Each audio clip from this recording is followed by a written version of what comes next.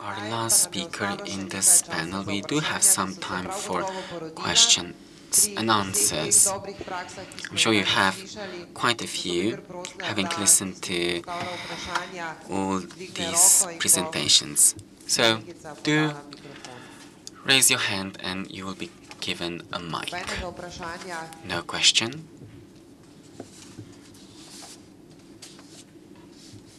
Are you tired? Will someone break the ice? Well, if there's no request for the floor on your part, then I have a question. I would like to know, well, the foundation of Jamie Oliver, Danny suggested that for each pound invested in the foundation, return on investment is 9.5 pounds. Now, I would like to know if you carry out a social audit, and you also have social reports. What is their purpose? Do you use them to improve your performance or also to boost your promotion? Or do you have someone you need to report to? Sorry, is that the right button? Okay. The social return on investment was done this year, and we obviously use it in terms of, because we have no government funding, it's something we're interested in doing in terms of going and getting funding. We can say, it's very basic. So for instance, if an apprentice who was unemployed, whose mother and father were unemployed as well, but they break that chain of unemployment, then their child then learns that it's great, the best way to survive in life is to get a job. Then that then helps in terms of unemployment. So it's a very, very basic level, but we did it because we knew that there's lots of anecdotal stories about how fantastic the foundation is and how young people turn their lives around and how young people come from prisons and come to us, some with drug addictions as well. They learn a skill and they turn their life around. That's all for, good, and it's a good story, but the social return on investment was done so that we could actually use it as a figure to hold up basically to government as well. But it was only done 2 months ago, so it's still relatively new.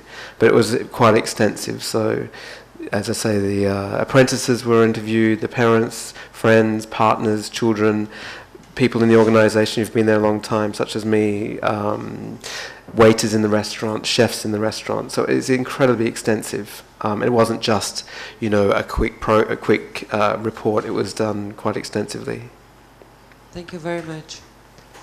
Because I think it's extremely important to get feedback from your target group that you are doing right, as well to get feedback from the community where you are working in. And because of this, I think this social audit and social accounting, they call it in English, is very important. Maybe you can help us because you have support institution for social enterprises. What social accounting means? This is relatively new in Slovenia, and as we are introducing new law, I think this could be interesting for us. Yeah, it's interesting to see the kind of the development stages in the various countries, because we were introducing that concept into Ireland maybe 10 or 12 years ago, and we were very keen on the process called social auditing. And I was speaking to somebody during lunch break who's saying that Freer Spreckley was over, and so we were working with Freer Spreckley at the time. To be quite honest, now it's much less important, and I've been so busy I hadn't had time to think why that was. Is it that we have become negligent? Or I think it may have something to do with the fact that we're becoming more market oriented. So this may be a kind of more of a manifestation of true social entrepreneurship. The market will decide. The market will show up your deficiencies. In a less funded environment, the ability to prove becomes less important. Now, I still think it's good practice, and we conduct our own social audits within our own organization, but certainly in our country, the emphasis has been diminished in that respect. Thank you very much. Zdaj pa so se pojavila vprašanja. Izvolite. Hello, my name is Benjamin. I have a question for Mr. Robinson. Your presentation was quite impressive, and I would like to ask you if you could tell us a bit more about your concept, especially how it's about its sustainability and the financing. Thank you very much. Thanks. So the hub's model is very simple. It works just like a mobile phone. We have these time-based tariffs. So you've got an idea, you come to the hub, and you can pay us anything between 10 euros or maybe even as much as 400 euros a month, depending on how much the hub is your home. If you want to pop in, it's cheap. If you want to turn it into your headquarters, it's quite expensive. And it's this strange kind of cocktail of part members club, part bar, part innovation lab, part incubator, part boardroom, part bedroom. It's a bit hard to describe. So I guess my invitation to you is to come and experience it. But the heart of your question was really about sustainability. I mean, I guess the same spirit that Jamie and friends adopted about not looking to government anymore was kind of in our DNA as well. And I think it's frustrated a lot of people that we've never really had the patience to go after government money. I think we were so determined to prove that business had to look very, very different that we forced ourselves to be a business. It was hard. There were moments when it all looked like it was going to fall apart, and it's still hard as we scale. I mean, we get more things wrong than we get right. But is it sustainable? Yes, hubs make a profit in most places in the world, and they do that within about 18 months of having started. So not an obscene profit, but it's viable, and all of our money comes from lots and lots and lots of people like you and me turning up and paying 10 euros a month to be part of something. Thank you very much. Naslednje vprašanje je bilo tukaj spredaj, gospa.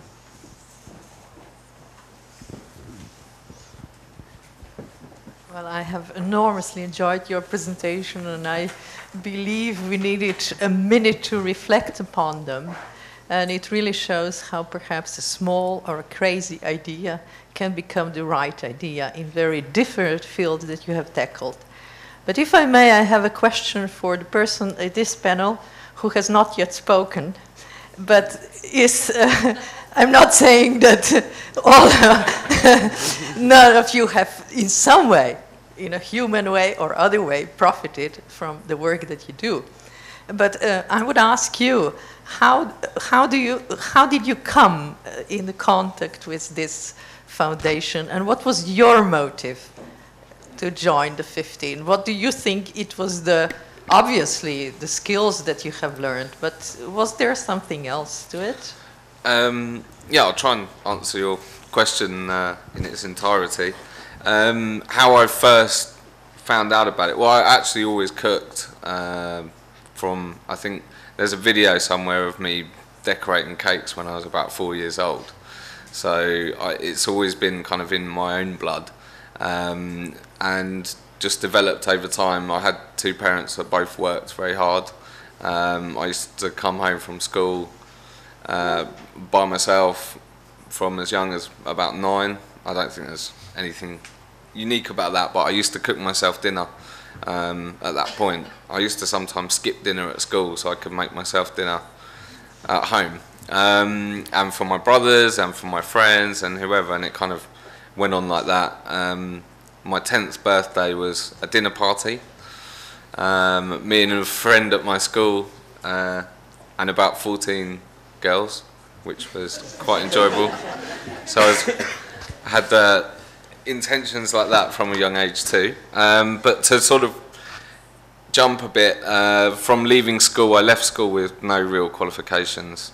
I don't know what the vocation is here, but we have GCSEs, and I got one GCSE that kind of counts for, I think I took about 5, but one that actually meant something, and that was a grade C, obviously A star being the highest, A star, B, C, so not very good.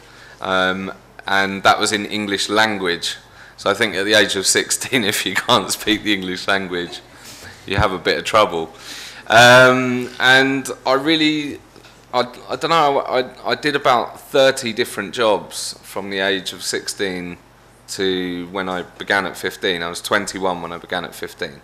And obviously didn't do any further education.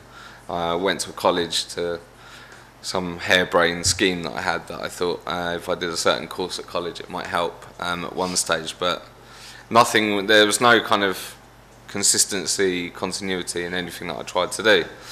And like most of us, we're inspired at one stage in our lives by a parent. It was my mother that presented me the application form for Jamie's 15. Didn't really know who he was at the time. I'd seen a sort of, you know, quite passionate, mouthy, if you like, Essex boy on some Sainsbury's adverts, and that was about all. So I was at a very low point in my life actually, and it was a time when I couldn't really be bothered with anything, couldn't really be bothered to get a job or do this or do that because I'd had quite a lot of failures, or found quite a lot of jobs that I didn't want to do. But I kind of filled out, and every way, the way that 15 word everything when they ask you a question, even on an application, is quite, it opens your mind in a different way. It's not such a regimental question that you would find on an exam paper or you know, a university application, for instance. So I quickly started just writing very freely about the first thing I cooked and what I made and how it made me feel when other people ate it and so on. And that's how I came to be on the course. So it's my mum I have to thank, really. So I think, I don't know if I answered all of your question or not, but if there's anything else, let me know. Thank you. Hvala lepa. Še kakšno vprašanje morda? Don't know if there's time for one more question. I don't know who's going to answer the question that I have, but it's the second time I've been to Slovenia now. I went and cooked at a supper club in a little village near Maribor. Sebastian was at, and we raised money for the foundation, and there's an inspirational young man there called Ben, who has his family's restaurant, and he's inspired by Jamie. He wants to start a very similar program to 15 in this little village. Another chap in the audience here came up to me after the session this morning and said that he has 2 restaurants. He wants to start the same again. And then we have Stephen with the Job Factory, and I'm sure there's other people as well. It seems to me that there are fantastic organizations, Dolores as well speaking, and Goran, in terms of what's happening in Slovenia. And then today I was interviewed on the television station, and the chap didn't even know of any of these things, or didn't even know. Obviously, he might know about the young people who own the restaurants that are interested in starting up some sort of program like 15. But how is it that mainstream Slovenians do not know that there are these fantastic organizations already exist, and that people are actually giving up their time and their careers and helping others? And what is it that can be done that you can promote that more? Because you know, for me, it's been part of the reason I came back and bought Joe is through the fact that, you know, I was so inspired about going to this village and cooking this supper club, and all the money went back to Jamie's foundation. So I don't know who's going to answer that, but it's just, I don't know if it's more of an observation, but I certainly have been inspired, and it surprises me that not many, you know, people don't know about what's actually going on here. Imamo morda kdo kakšen odgovor? Mislim, da je že predsednik zjutraj lepo rekel, kje smo šibki. Šibki smo na marketingu. We are weak on marketing, as our president said in the morning. And they don't want me to talk, doesn't work. Sorry. Okay, in English, okay, it will be better. I guess, yes, the president already spoke about these things, but also, you know, we were talking today about, we have something new in Slovenia, that is social entrepreneurships. Excuse me, but it exists already. And it's just the problem that we face usually is on this stigma thing. You know, because if you are supportive to the hard to employ people, you are strange. People, lots of times they ask, are you charity? They don't have trust in charities. They don't understand that you can work, you can have business, that it's good not only for people who are working there, but it's also good for the environment where you are living.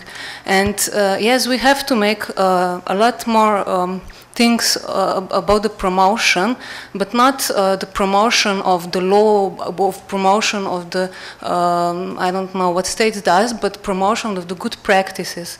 And it's not enough only to speak on that kind of conferences, but we have to go where we work and say to people, look, we are doing this, come and join us as volunteers and something like that. And I believe that this is one of the things, how can we push the social entrepreneurship to the people. Just a thought. That's true. Mislim, da je to zelo dobra zaključna misel. Tudi ne znamo v pozitivni luči predstavljati dobrih praks. Ne vem, koliko je sploh oddaj po televiziji, recimo pri nas v Sloveniji, o dobrih praksah. And about good practice examples, because people could talk about their examples from these companies regardless of the terminology used. It is not very often that we hear such examples. We just hear about bad news, about problems. This is the only thing which is being reported. And this is a problem, as far as I know, because I have been abroad quite a lot. England is quite famous for presenting every tiny detail, success stories of similar organizations. They celebrate such achievements. They have medals and awards, and they publicize these ideas. I believe that it is high time for Slovenia to start moving in this direction, so how these tiny stories can be represented. Maybe you will say 5 new jobs. This is not a newsworthy item, but 5 jobs in a small local environment can amount to a lot of things.